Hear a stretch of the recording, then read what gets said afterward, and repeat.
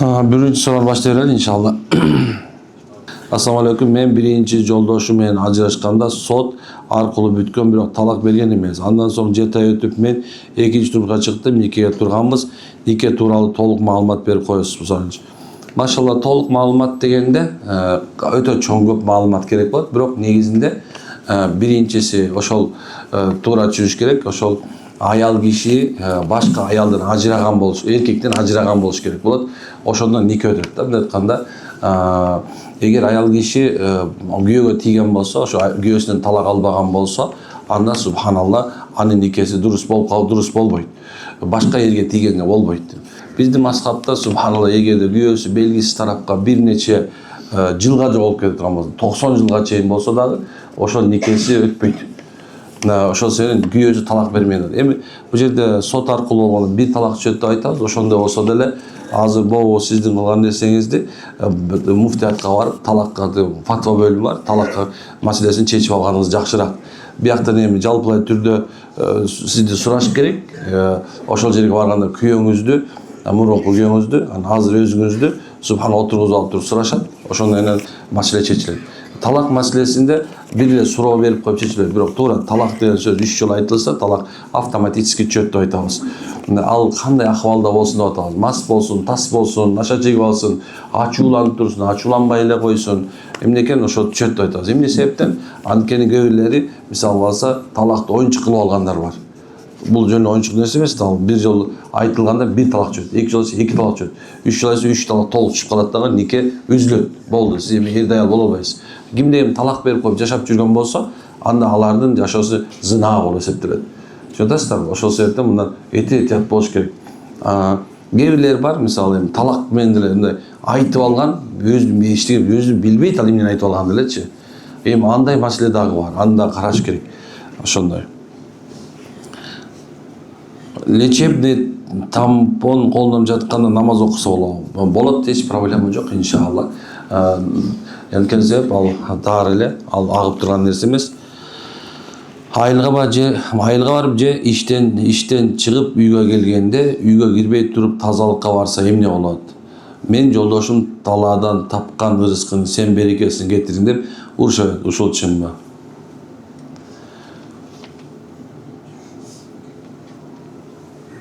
Айылга барып же иштен чыгып үйгө келген. Эми бул астагфирулла, бул жөн ырымчыл күйөөңүз бар окшойт а? Жөн бар, о жок жерлер бар го, эмне кыларын билбей калганчы. Шылтоо таба албагандар бар, толтура. Бирөөнүн ишин күнөөлөп, короче, бүтүрүш керек да. Зачем? Айылга барып келесизби, 4 күнгө барып келесизби, тоонун башына чыгып келип кайра келесизби, туалетке кире бериштик го дүнө. Эми бул жерде ошол эле айтып атат да туруп. Астагфирулла, күйөөңүз туалетке кирип чыккан сайын береке кача берет анда. Мында курсагына башкача курсак жасаш керек. Туура эмес нерсе астагы. Ушундай нерседен алыс болгончу. Береке качан кетет десе, негизи кайсы үйдө уруш жаңжал болгон болсо, кичине уруш жаңжал болсо, кайсы үйдө уруш жаңжал болуп аткан болсо, ошол үйдөн береке кетет. Кайсы үйлөрдө бир туугандар катышпаса, ошол үйдө береке кетет. Кайсы жерде Куран окулбаса, намаз окулбаса, ошол жерде береке кетет деген нерселер бар. Бирок мусулман аял туалетке кирип берекет кылсаң. Менин балам 22-де кыйналып иштейт, тапканын берекеси жок. Бир жумадан бери албарсыз кыйналып жатам дейт. Сизге алып келсем болот. Болот иншалла. Алып келиңиз мынакей ушуну. Аял алып берип койсоңуз албарсыз баспай калат. Башка албарсыз басып калат.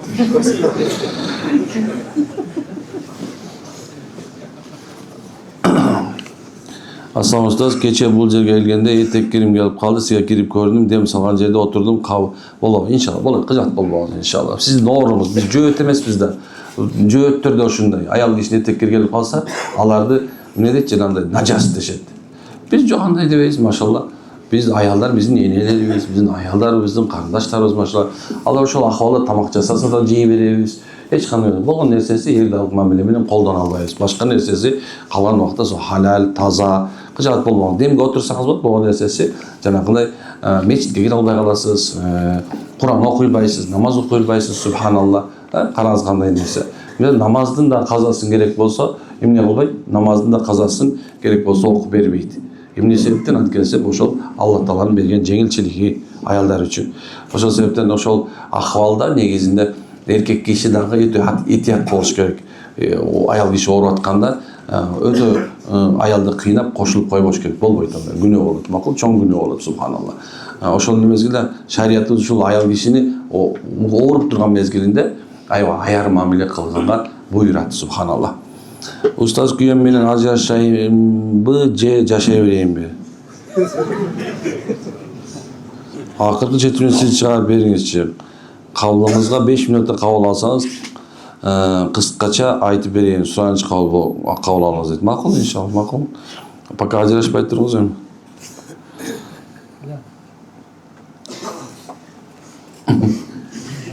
Мейлем.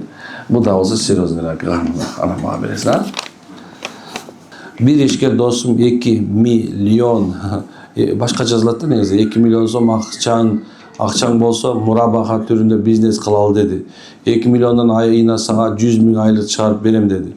Сен эч кандай жумуш кылбайсың. Жумуш окшойбу, ал менин көйгөйүм деди. Ошол кредит арам болуп калбайбы? Анын айтышы боюнча ал сураганы арам болбойт деп айтты. Бирок менде күмөн болуп жатат дейт. Эми сиздин 2 миллион сомуңуз болгон болсо, сиз инвестор, өзү мудараба дейт, мурабаха эмес, мудараба дейт да. Эгерде сизде акчаңыз болгон болсо, сиз инвестор болосуз. Мудараба, сиздин акчаңыз бар адамсыз. Эмне болду? Баягы адамга бердиңиз дагы, экөөңөрдүн ортого келишим болду. Анан мисалы түшкөн эмеде бир соода кылат же бир иш кылат, ошондон түшкөн баланча пайызын сага берип турам деп турат. Бирок бир нерсе бар, риск экөөңөрдө тең болот. Эгерде банкрот болуп турган болсо, кайра акчамды келе деп айтышың кичине оорураак болуп калат. Же болсо субханалла баягы экөөнүн ортосунда келишимге жараша иш кылыш керек болот. Мударабада өзгөчө чоң маселе бар да. Аны баары түшүнө бербей эле кыласың. Мурабаха деген нерсе, бул нерсе башка нерсе, бул соода маселесинде болот. Мурабаха деген болот. Бул менде очки бар, сиз очки сатып алайын деп атсаңыз, акчаңыз жок. Айбек Дамулада акча бар. Эмне кылды? Бул менде муну сатып алды да 15 сомго, айтып атам, сиңа 15 сом эмес, 20 сомго сатам деди. Бирок эмне бир нече убакытка, 1 жылга бөлүп бере алам сага деди. Сиз очкини алдыңыз, миллион мындан сатып алдыңыз сиз. Бул 5000 сом кошуп сатты да, анан ошону айга бөлүп койду. Ал процент болбойт ал. Эмне болду? Сен өкөлөрдө келишип өттү деген. Алла рибаны процент арам кылды, ал эми эмнени соодан адал кылды дейт. Ошол себептен машалла бул кылып аткан акча, берип аткан жөнүндө жакшылап карагыла. Негизи финансовый грамотность болбосо өтө оор да. Көп адамдар жанакындай эме кылышат, соода кылышат, дордойго чыгып алышат. Бирок эмне болот? Көп убакыттарда субханалла жанакындай сооданын тартибин билбей, маркетология, маркетингден билбей эле бир нерсени алып сатам деп бирок акырында банкрот болуп, баягы кредитти алып алган очойто, мындай кылып салсам аз болот, көзүн жумса эле элдин баары, Кыргызстандын баары ошонун бутигине барып соода кылып аткан сезилет да. Анан ачса эле караса банкрот болуп калган да. Ошол себептен мынекей Азирети бар айткандай, илим албастан соода илими билбестен биздин базарга кирбегиле деген. Экономический, финансовый грамотность деген нерсе зарыл. Жөн эле соода кыла бербегиле. Макул, соода, конечно, береке бар, бирок ошондун өзүнүн бир тобокели бар. Анын аркасында бир же өсүп кетүү бар. Базар баардыгын эле кабыл ала бербейт. Аялым экөөбүздүн ортобузга мурунку аялын кара дуба кылып койгон экен. Жок жерден урушуп жатабыз. Жандырып бере аласыз дейт. Кайдан билесиз точно ошо аялың экенин? Ал сенин мээң жоктур. Же аялыңдын мээси жоктур. Же сен ошол биринчи аялыңа окшоштуруп алып деген бир кызык болуп аткандырсың. Жүрөгүңө батпай аткандыр. Же болсо аялың сени субханалла баягы күйөөсүнө окшошпой калгандырсың. Эмне үчүн бирөөнү күнөөлөйсүң субханалла? Кармап алдыңарбы? Бирөөнү кармап алдыңарбы ошо силерди окутуп аткан именно? Же сүрөтүн кармап алып көз ачып отурган 4 күбөгүң барбы? Ушундайдай.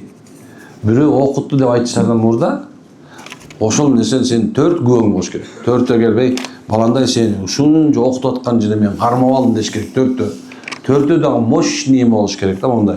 Эл алдында кадыр баркы бар адам болуш керек. Анан бир аферистке айтып койсо эле, ошого ишене берген болбойт. Бир адамды күнөөлөштөн бул доогою бул. Балким ал сенден кутулганына сүйүнүп жүргөндүр, аны кайдан билесиң?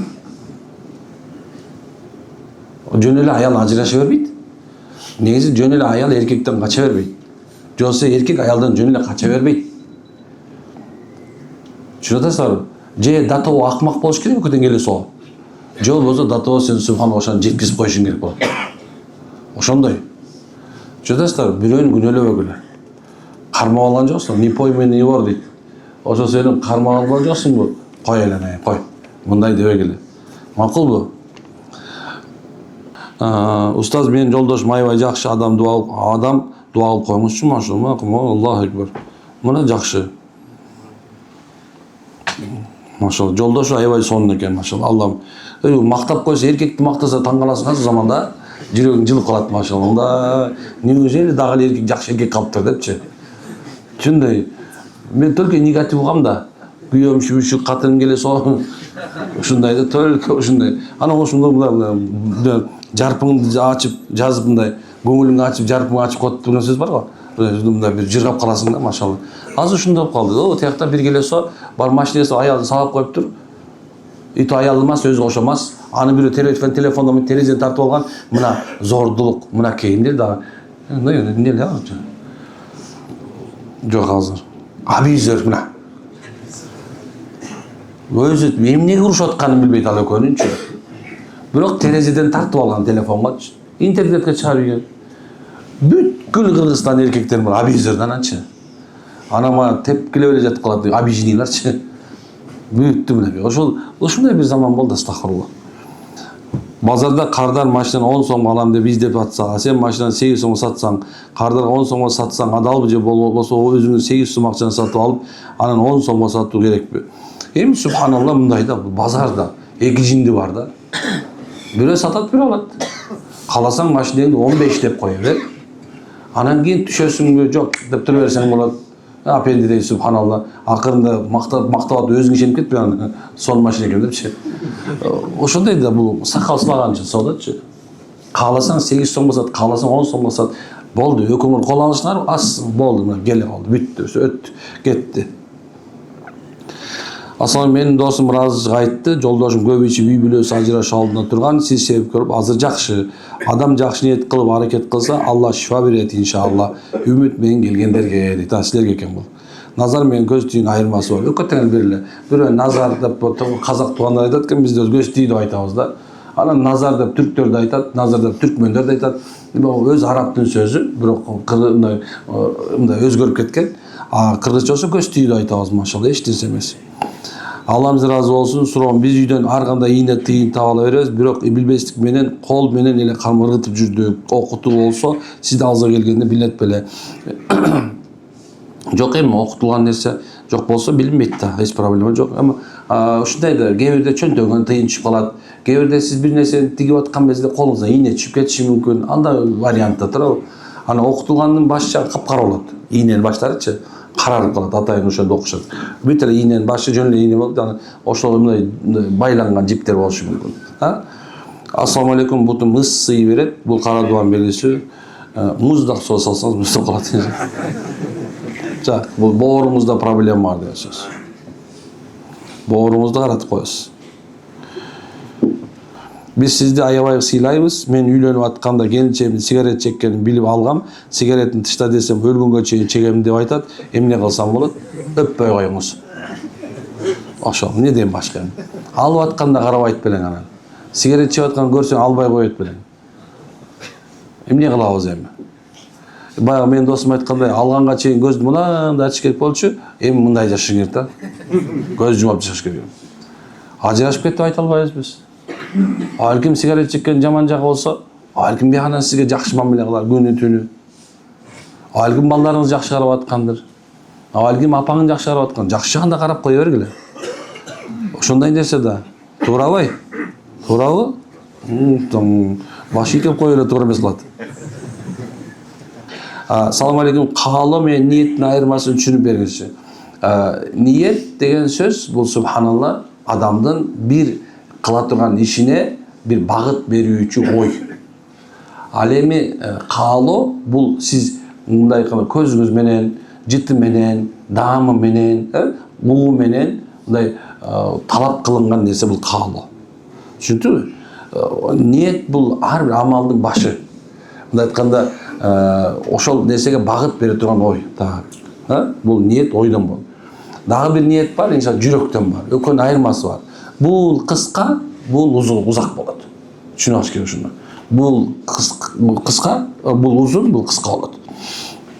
Ушундай. Бардык амалдар ниетке байланыштуу дейт пайгамбарыбыз. Эмне себептен? Анткени мен чоң бир эме бар да, мындай түшүндүрүп берейин азгап турла.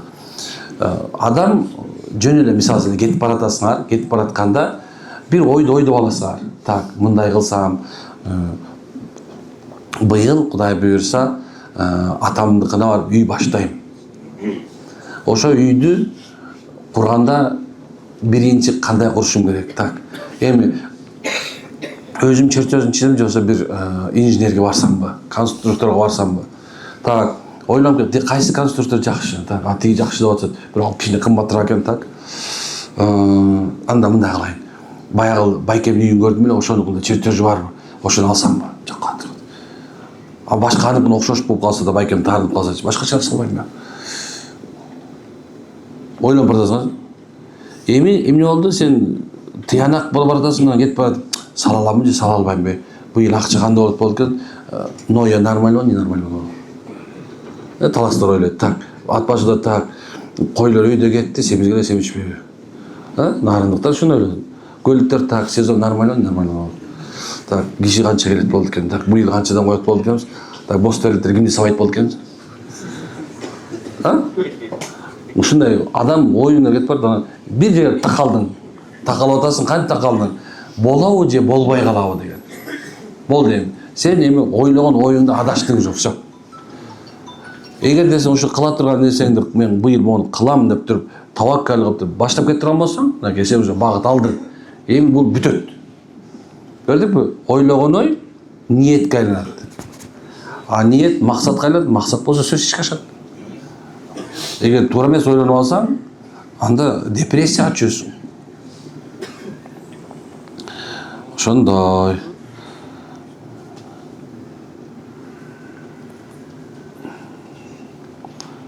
Мындан бир жыл мурун аяма 3 жолу талак деп айткам. 2 күндөн кийин Москва шаарына мечиттердин бирине башка улуттагы молдого барсак, бир аз суроолор берип, кайра нике окуп берген. Бирок ошондон бери аз күнгө чейин үйдө күн сайын уруш, бири-бирибизге болгон кызыгуу жок, ортодо сый-урмат жок, никебиз туура эмес болуп калганбы деп ойлоп жүрөм. Ортодо бир балабыз бар.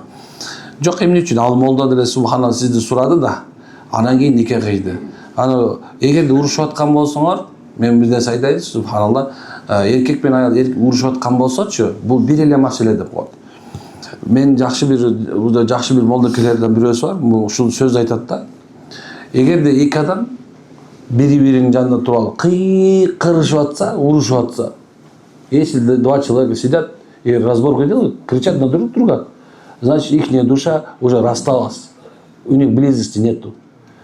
Анан субханалла жанында эмне экен? Экөө бири-биринин жанында туруп кыйкырат. Бул уже адамдардын бул жерде бири-бирине болгон нерсе жок деген сөз. Алардын кулактары кер болуп калып, укпайт эми. Как будто алса ушундай кыйкырышат, ооздор курганча кыйкырышат. Ал эми сүйүшкөндөрчү шыбырашат, билесиңерби? Бири-бирине ондай шыбырашат. Угуп алат, ушул нерсе мындай. Ты билесиң, жер эле жырап жатып калат го. Эмнени укканын эле түшүнбөйт өзүчү. Бул маселе дагы ансчы. Эмне үчүн мындай айтып атам? Анткени себеби субханалла, качан адамдар бири-биринен жан дүйнөсү алыстаганда, ошондо уруш жаңжалдар башталат. Бул нерсени кайра алып келгенге аракет кылуу зарыл. Мунун алып келүүнүн оңой жолу бул такыбачылык кылуу. 3 күндүк даватка чыккыла. Эркектер 3 күндүк даватка чыгып келгиле. Гарантия менен айтам, 3 күндүк даватка чыгып келгиле. Үйүңөрдө сөзсүз жакшы нерсе пайда болот. Болбосо, эгер мурун чыгып жүргөн болсоң, аялыңды кошо чыгара кел. Адамдар иманын курмайын бактылуу боло албайт. Үй бүлөнүн ичинде бактылуу болуш үчүн иман керек. Акча кереги жок. Көп убакыттарда урушкан, ажырашкан акчалуу адамдар, курсагы ток адамдар. Гарантия көп ажырашкандын көпчүлүгү бул акчасы бар адамдар. Ал эми акчасы жок, ажырашып аткан бул жаштар. Түшүнөсүздөр, алар жанагындай бир анча-мынча туура эмес алып алган, жана сигарет чеккендей. И ошо менен дальше кеткен. Бир айтайын деген нерсем, иман куруш керек. Ошол да иман кургула, субханалла. Эми мен силерге бир нерсе айтам, аз мисалды мен чыгарам, 40 миллион адам көрөт азыр. Мен муну айтып атканда, мен 40 миллион адам субханалла туура жол багыт алыш керек. Bizde Kırgızstanda негизи Кудайга шүгүр бул дават жагы кенен. Баргыла. Жаман көрбөй эле койгула. Барып келгиле мынакей. Баары чыгып эле келелечи көрөсүңөр. Адамдын жан дүйнөсү ордуна келмейинчи, дүйнөсү орго келбейт. Ошол себептен байке машалла сиз дагы болсо Алла жолуна чыгып келиңиз. Баамдат намазынан кийин физ заратка жасаганча таспих тартып жүрөм. Ошол туурабы? Туура. Физ заратка жасагыла. Мен эле жасадым, азыр жасап атып кул Аллаху субхана мен ушуну өзүм дуаларын окуп алдым. Анткени Аллах Таала отуруп, жатып, туруп дейт да, Алла эстегиле дейт. Күнүгө жок дегенде бир 10 мүнөт жок дегенде денеңерди кыймылдаткыла. 10 мүнөт эртең менен сөзсүз кыймылдаткыла. Футбол ойногондор молодец. Велосипед деп аткандар баракелде машалла. Ат минип аткандар баракелде машалла. Кара, күнүгө эртең менен басып аткандар баракелде. Чуркап аткандар баракелде машалла. Эртең менен тура калып тамеки чегип аткандар жалко. Чын. Эртең менен тура калып субханалла суу ичкендер наташак. Бир кичинеге бал кошуп алып баракелде машалла. Эртең менен тура калып субханалла урушкандар жалко. Эртең менен туруп ара ичкендер жалко. Эртең менен туруп эч бир кыймыл аракет кылбагандар жалко субханалла.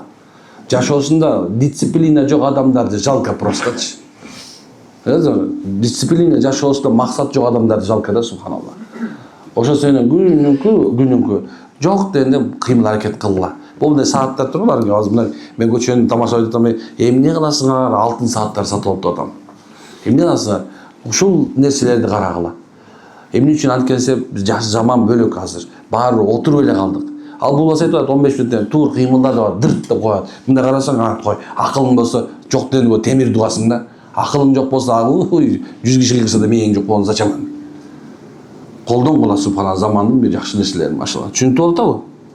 Так, мен 10 мүнөтүм калды.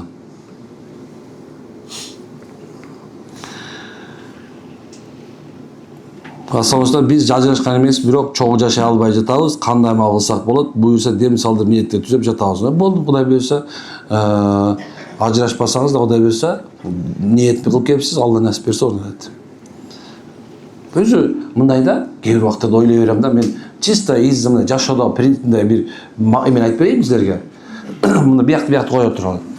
Мындай болду да, тиге нерв иштеткендечи, аны нерв кетпейт экен, меники кеткен да. Менин ден соолугум бузулат экен. Тигин урушканда пайда жок экендин сездим да мунучу. Кээ бир адамдардан мындай жардам сурап кереги жок экенин түшүндүм да. Анан кээ бир адамдар баягы кыргызча айтканда катып бассаң тас кактайт, акырын бассаң аксак дейт экен. Ошон үчүн өзүм эле жыргап жүрөм азырчы. Шешесем, жөн эле жыргап жүрөм. Барам, кофе ичем, субханалла, жыргап. Отуруп этем, басам, кээ бирде өзүмөн жаккан кинону көрөм, отуруп алам, биякта кызчы болсо да көрүп отура берем да. Эмне үчүн билесиңерби? Көрсөм мен оорусам эч ким оорубайт экен. Мен бир инфаркт алган кишимин өзүчү. Именно ушул субханалла бир адамдын мага кылган жаман нерсе үчүн мен ушуга татыктуу белем. Мен ушундай баягы ушу ойлонуп кеткенде бир кармаганда бир жылгам. Азыр экинчи жолу болгум келбейт мен. Жыргай эле берем да. Астын үстүм болуп кетсин да. Баягы дүйнөнүн топонусу катса өрдөккө бара бер дейт го. Мага бара бер да кээ бирөктөрчү. Ошон үчүн силер могу жыргап туруп, карап жыргап жүрүп, күлүп коюп. Эмне үчүн мен андай кылбашым керек? Эмне үчүн мен субханалла аны үчүн кейишим керек? Эмне себептен мен тигин үчүн проблема строить этишим керек? Это не мои проблемы, субханалла. Сындайбыз бирөөнү, зачем? Өзүңдү сындап ал биринчи, өзүңдү оңдоп ал. Бар дарбазаңды краситетип койчу ай. Бар үйүңө келген комнатаңдын ручкасын оңдоп койчу, шаардыктар кирсеңер баарына шалактап жаткан адамдачы. Карасаң проблема кокодон да. Чудасыз, зачем? Жыргап эле жүрө бериш керек. Түшүндүрө алдыңбы? Бул жерде баардыгы стрессовый нерсе да просто.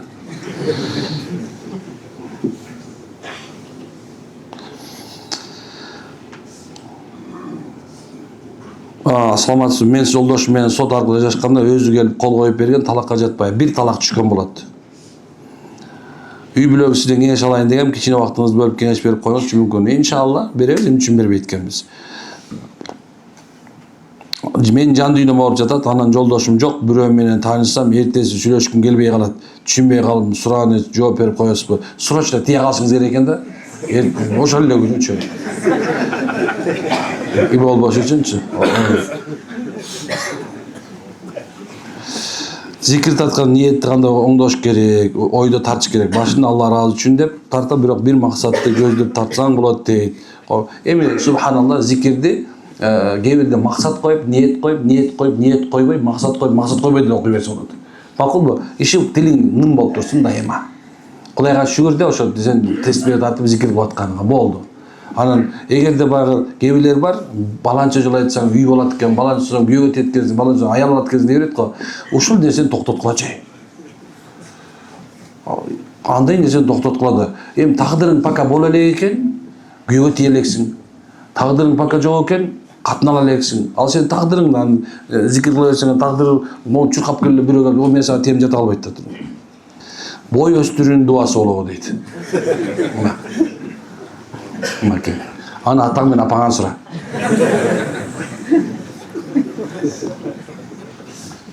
Шариятта сонун нерселер бар. Бүт нерсеге жооп бар. Сен Кудайга шүгүр де машалла. Теменедей, мен койчу, теректей бой бергенче теменеде акыл берсин дейт. О кээ бирлер 2 метр бирок мээси жок. Сен боюң кичинекей экен, суроо бергенде туура жазыпсың, наоборот калсаң. Ага кейбе досум. Иншалла. Биз илгери дача кейбе бака саз биздики болот. Ассаламу алейкум. Кара дубадан бошонгонду кантип билсек болот? Эң негизгиси кара дубадан бошонгондо 4 нерсе оңоп баштайт. Биринчиси адамдын ден соолугу, экинчиси психологиясы, үчүнчүсү үй бүлөсү, төртүнчүсү иш шарт оңолуп баштайт.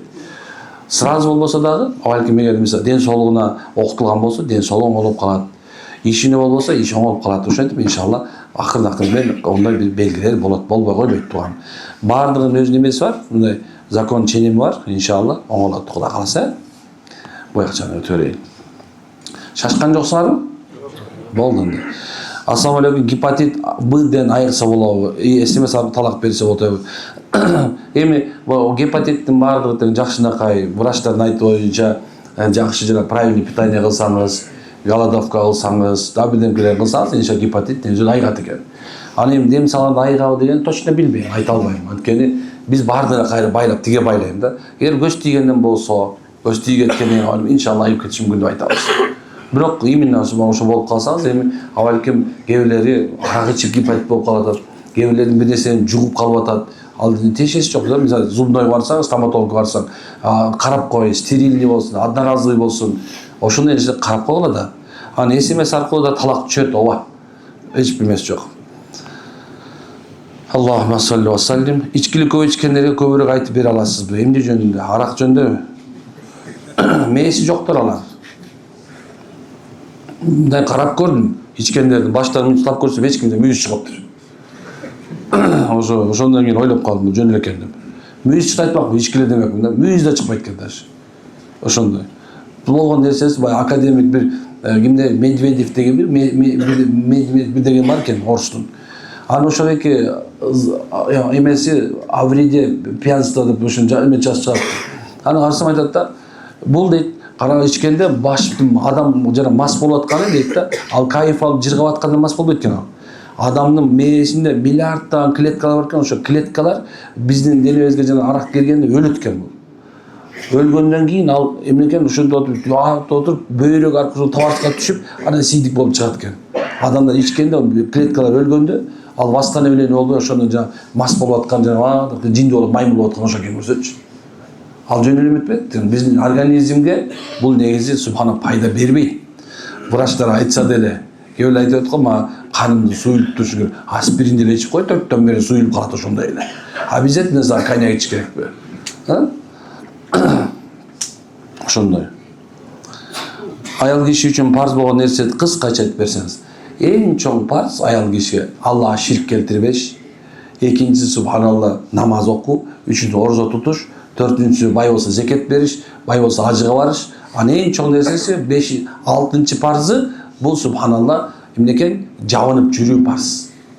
Жабынып жүрүү парыз. Мынакей. Түшүнөсүздарбы? Мына ушул парыз. Анан эми күйөөгө итаат кылуу жагына келгенде бул акылмандуулук адептин белгиси. Эгерде кайсы бир аял киши өзүнүн күйөөсүнө итаат кылып, аны сыйлап атса, колу менен тили менен оорчулук келтирбесе, демек ал үйүндө тарбия көргөн аял. Мына, эгерде кайсы бир эркек киши аялына зордук, зомбулук көрсөткөн болсо, ал ошол эле үй бүлөсүнөн көргөн тарбиясынын белгиси ал. Алмашаган алчу бетти, ошол себептен ушундай. Балам ыйлаанда ээрип калат, өзүн жоготуп калат, бир жеш жатайлык. Ап келсеңиз иншалла, Кудай буйрса 3-4 күндө ордуна келип калат. Аллах сизден разы болсун дейт. Намазды хушу хузу менен окуу үчүн кандай амал кылса болот, жана намаздын рахатын кетирүү үчүн кайсылар? Аны алыстоо максатынан сурат, Аллах разы болсун. Демек, намазда хушу хузу пайда кылуу, хушу деген сөз бул берилүү да. Худу Алла көрүп турат дегенде, мында жүрөктө дяккан деп коет, мында сезим менен кылуу деген сөз. Эми Азети Умардын сөзүнө көңүл бурабыз. Азети Умар радыйаллаху анху бир күнү бир адамдын жаңы динге келип намаз окуп ыйлап атканын көрүп, деген экен да. Ушул сезим кайра кайтып келсе деген. Биринчи окуган намаздарга эч качан кийинки намаз окшошпой калат да. Дайыма 100% хушу менен жүрүш оор экен. Оор экен да. Анткенсе башында динге келгенде эле ыйлап, окуп, жүрөгүңдө ушундай, анан карасаң бир күн барсаң эле намаз окуп атасың, бирок эмне окуп атканын билесиң да. Бул эмне үчүн десе, анткенсе ошол бизде бул эми максаттан адат өтүп кетти. Адат бул азыр мен намаз окуп койушум керек, 5 маал адат болуп калды, көнүмүш. Бирок бир нерсе айтыш керек. Эгерде кимде ушу денесин намаз окуганга көндүрүп алган болсо, оюнда жана мындай хушу болбой туруп, коюн, союн, товарын эстеп атып, Кытайдан салган бал бериш иштебей калганын эстеп, Путиндин ызы чыгып атканын эстей берсе делечи, окуп аткан намаз туура боло берет. Кээ бир алымдар айтат, субханалла, эгерде ошол акылда жанагындай Алла Таала көрүп турат деп, алдыңда тозок, бет маңдайыңда бейишти окуй албай атсаң, сен рүкүлөрүн туура кыл. Шашпай, тоок чокуган албай, деген сами Аллаху лиман хамида деп мындай түз туруп, Роббана лакал хамд, Аллаху акбар деп саждага барган, мындай шашпай кылса дейт, ошол дагы эмнекен бадандын, дененин хушусу дейт. Ушунда окуйсаң, окуй бергил ушинтип, машалла. Макулбу? Так, ушундай, Аллахым разы болсун. Аялга эркекке да тиешелүү. Иниме устаз истихара намазы боюнча айтып берип коюңузчу дейт. Истихара деген нерсе мындай. Жашоодо кимдегин бир оор нерсеге туш болсо, же болсо бир нерсени тандай албай атсаңар, бир бизнес ачам десеңиз, ошо бизнес туура болобу же болбойбу деп жата аралында окула турган 2 рекет намаз. Аял киши күйөөгө тиерде, бала аялаларда ушуга кандай болор экен деп, машалла, Аллаху акбар деп 2 рекет намаз окуйт. Кээ бир алымдар айтат, субханалла, 1 жумага чейин окуш керек деп айтат. Эми кээ бирлер бар, бир күн окуса, бир ар кандай белгилер бар. Биз бирок Алла ушул эгерде менин бул дүйнөмө жана ахиретиме пайда болсо, ушул аял менен үйлөндүр. Эгер бул дүйнө ахиретиме зыян болсо, бул эркекке мени бербе, тийдирбе деп Алладан чечим сурайт экенбиз. Эртең менен жүрөгүң тынч болуп, тийгиң келип, алгың келип аткан болсо, машалла, анда эмнекен, андан тие берсеңиз болот деген сөз. Эгерде иш баштаардан алда ушул 2 рекет намаз окудуңуз, эч ким менен сүйлөшпөй жаттыңыз, турдуңуз, турсаңыз эле ошол ишти баштаганга дагы бир мындай шайымы бар. Сизди далалатка түртүп атат. Демек, машалла, ушул ишти кылсаңыз, Кудай буйрса аянат чыгасыз деген сөз болуп эсептелет. Бирок истихаранын өзүнүн дуасы бар. Пайгамбар саллаллаху алейхи вассалам бизге Куран үйрөткөндөй дейт, истихаранын дуасын окуйтат эле дейт. Ассаламу алейкум, алейкум. Кызым турмушка жол болбой жатат. Эмне кылыш керек? Сүйлөшкөнү бар дейт. Ошо сүйлөшкөнү тийиш керек. Туура да, мен олушпа. Негизи бул суроо бул аябай туура эмес суроо. Эмне үчүн билесиңерби? Кызыңдын да балаң да бирөө менен сүйлөшүп жүрөт деп сүйүнбө. Биринчиден күнөө таап атат, экинчиден сен да күнөөгө батып атасың. Ата-энелер да күнөө. Сүйлөшкөнүң барбы деди. Ой, бул 4-5 жылдан бери сүйлөшүп жүрөт деп. Ушундай го. Жо. Бул атенин акылы жок. Мындай болбойт. Коомду таза сактап калабыз десек, кыргыз элибизди, мына Кыргызстан элин сактап калабыз десек, ушул нерсени токтотуш керек. Зынага, бузукулукка жол такырачпага аракет кылыш керек. Мен корком бир нерсе жөнүндө, анан калган болсо иншалла мындай жооп берип коем, эми кечирип коюңуздар. Болгон нерсе айтып коюшум керек. Дайыма айтып атам, азыр биз айтпасак ким айтат? Мен шаарда кетип барсам, мына көчө Боолжумада кетип барсам, карасам бирөө эми отурушуптур. Кучакташып алган. Жанына бардым, ассаламу алейкум. Мени тааныйт да. Баягы өкөттүм эле тыгызылдабый дай дедим. Карачы дедим, ыйманыңар бар экен да. Жок дедим, уятыңар бар экен. Көчөдө жана эл бул мындай массовый түрдө адамдарга мына бола берет деген ушундай түшүнүк менен отурса, мага эч кимдин тиешеси жок деп. Анда субханалла бул глубоко ошибаются. Арак ичип аткан халкалар, ошол жанагындай бир эме кылып аткан халкалар, тоголок болуп жүргөндөр, мунун баардыгы коомго зыян. Туура, сен кийлигишпешиң керек. Бул менин ишим эмес деп айтышың мүмкүн. Бирок бизге окшогондор иши да болчу. Адамдар эгерде күнөө көрүп аткан, кылып атканын көрүп туруп, ошо мүмкүнчүлүк болуп туруп, колу менен, тили менен токтотпосо, жок дегенде дилинде жек көрүп турбаса, бул өтө чоң коркунучтуу нерсе. Ошон үчүн илгери аксакалдар өтүп баратканда аялдар коомдон мындай, мен өтүп баратканда бул айылны четке чыгып мында туруп калса, мен бул айылда иман бар деп айтам. Ушундай нерсе. Шаарда да көрүп атам ушул нерсе. Ушундай. Амин анда. Субханака ва хамдика анта астагфирука. Кудайым элибизге тынччылык бер, аманчылык бер, Кудайым. Аллахым элибизден бузукчулуктан, жаштарыбызга, я Аллах, ушундай уятсыздын жок болуп кетишинен өзүн сактап, элибизге тынччылык бере бер, аманчылык бере бер. Амин роббил аламин.